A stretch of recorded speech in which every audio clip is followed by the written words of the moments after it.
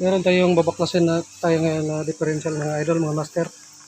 Yung sa Mitsubishi 6M 60 watt sa Puso Fighter. Bumigay ang kanyang Spider Cross. So ito yung differential na pinaskag natin.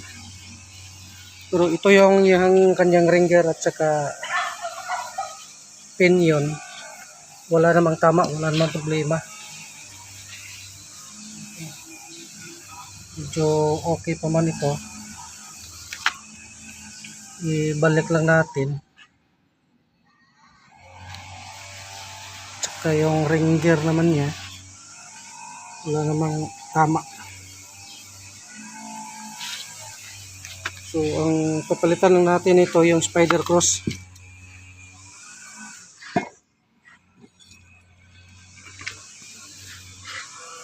Ito naman siya, parang waskag yun na yung kanyang loob. Kinain na yata.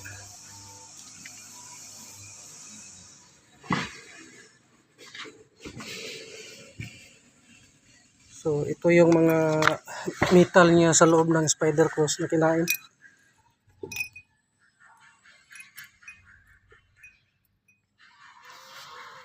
Ito naman. Dami. Meron pa nito.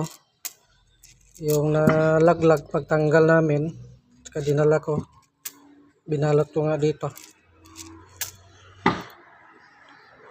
Ayaw na po itong umiikot.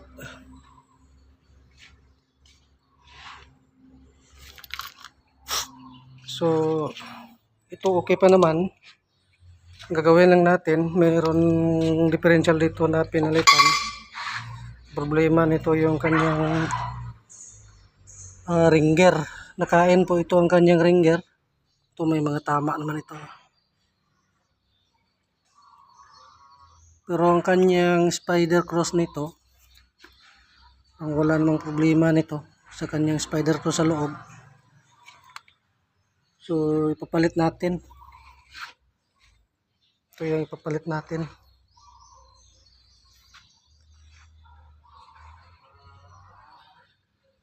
Ito baklasin na natin ito. Yun lang yung kanyang ringer at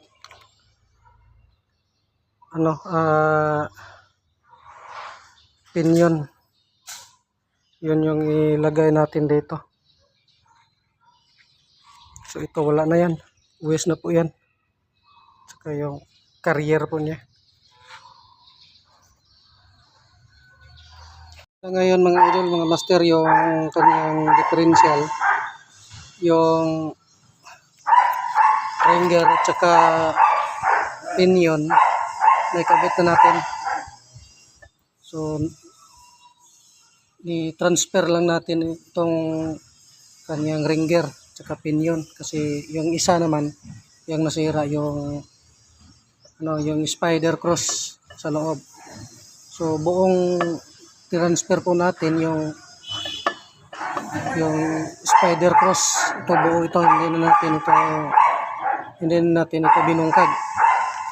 So ang isa naman natin yung dinala natin kanina, ito yung dinala natin, kinuha natin ang kanyang nito, yung ringer at saka pinion.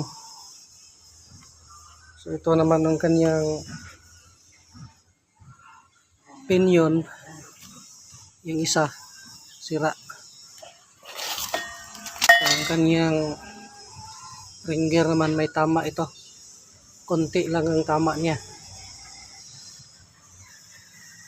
konti lang pero may tama ito, hindi lang masyado ito, may pangag.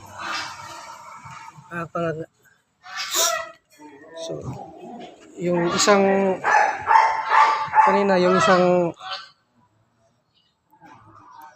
case yung ginamit natin kasi ito naman hindi natin ito gamitin kasi may biyak sa case nito.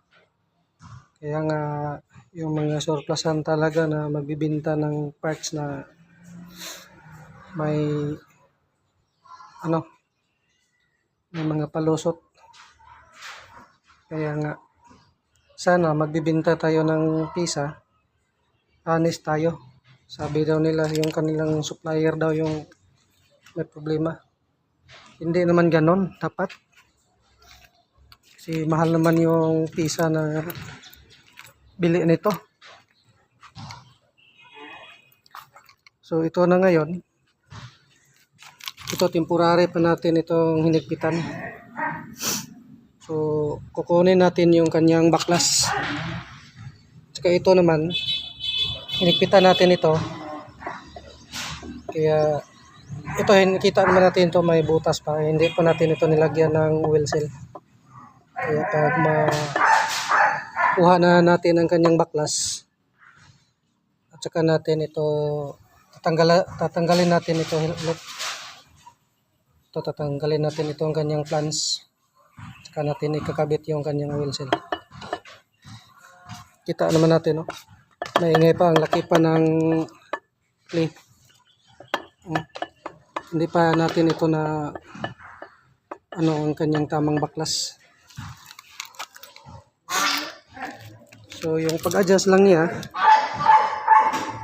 kailangan ito yung cup nito. Hindi pa natin ito higpitan. Kailangan maluwag pa ito. So ito naman, kailangan maluwag.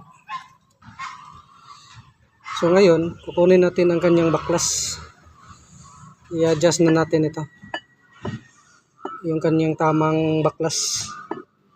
So sa mga marunong naman, yung mga magaling na gumawa nito, alam naman nila ito kung paano i-adjust. Kaya ako naman ay hindi pa ako marunong. Kaya pagtiyagaan ko na lang ito. Kailangan gawin. So mas maganda naman sana na pag mag-adjust tayo nito, mayroon tayong sundin na standard specs ng planta. Pero kaso nga, wala na tayo sa kumpanya, sarili na tayo. No choice tayo, kundi gumawa tayo ng adjustment na universal na adjustment. Kasi sa planta ito, pag ina-adjust yung kanyang baklas, kailangan meron silang dial gauge. Dial gauge yung tamang pag-adjust ng baklas, yung pagkuha ng baklas. Dial gauge yung gagamitin nito. Tsaka ito naman dito sa flange, yung kanyang pinion, mayroong gagawin nila dito, parang torque wrench na maliit, tapos iikutin nila dito. Kapag sa planta po gumawa. Pero tayo naman ay gagawin lang natin yung yung gawang Pinoy na pang-adjust nito. Pero marami namang gumawa nito, wala namang problema. Kaya lang ingat-ingatan nito. Ingat-ingatan natin ito kung paano natin ito i-adjust. So dito naman, yung kanyang pag-adjust, kailangan ito hihigpitan natin dito. Higpitan natin ito. Kailangan ihigpit natin ito. Tapos pag mahigpit na, hindi na siya umikot, wala na siyang play. Saka ito naman, patulak natin dito. Pag wala na siyang play, tsaka tayo naman kukuha ng adjustment. Dito naman, i-atras natin ito pag wala ng play. Tsaka kung ano yung kanyang ikot dito sa pag-atras, ganon din dito. Kailangan i-forward natin ito.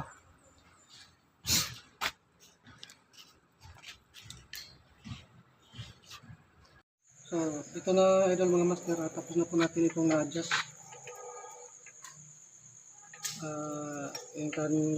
Yung differential. So, ang pinalitan lang natin ito, yung nasa loob, yung spider cross.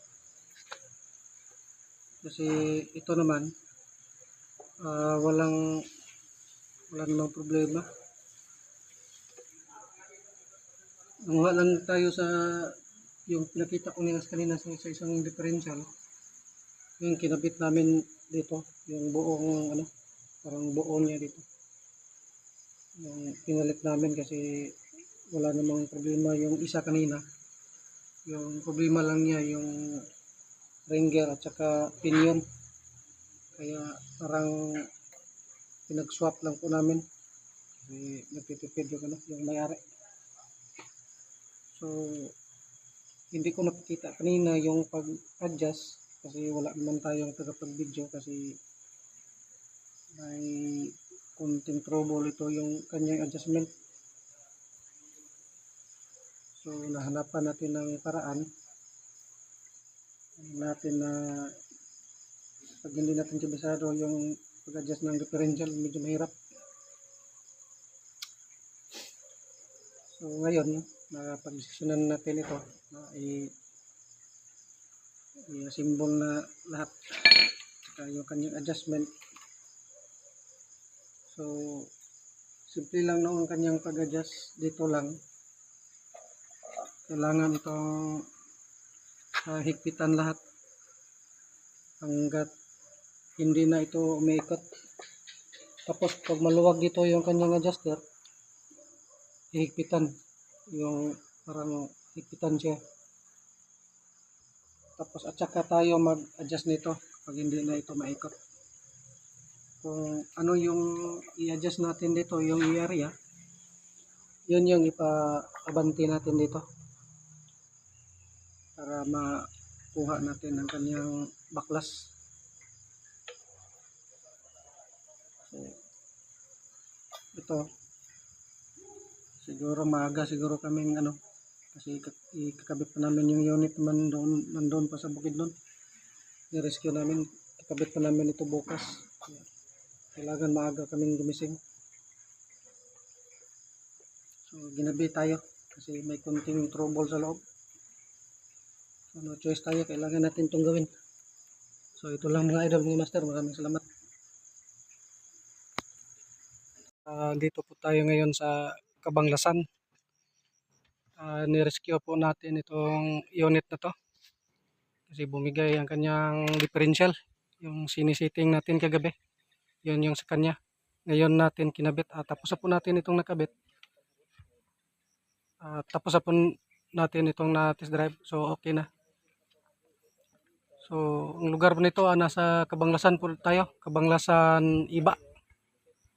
Medyo bukid-bukid po nga ito yung pinuntahan natin, malayo. Cabanglasan bukid nun. Dito po siya tumirek. So, choice tayo, kailangan natin i-rescue kasi customer po natin. So, ngayon, i-post na po tayo ng mga gamit kasi magbihis po tayo tsaka uuwian po tayo.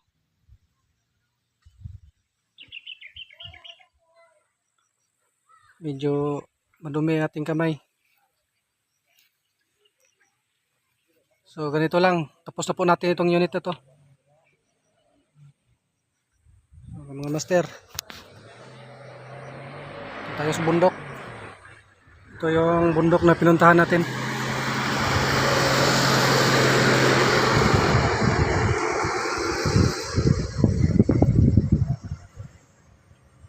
So yung kasama natin na pusipos ng mga gamit para uwi na po tayo.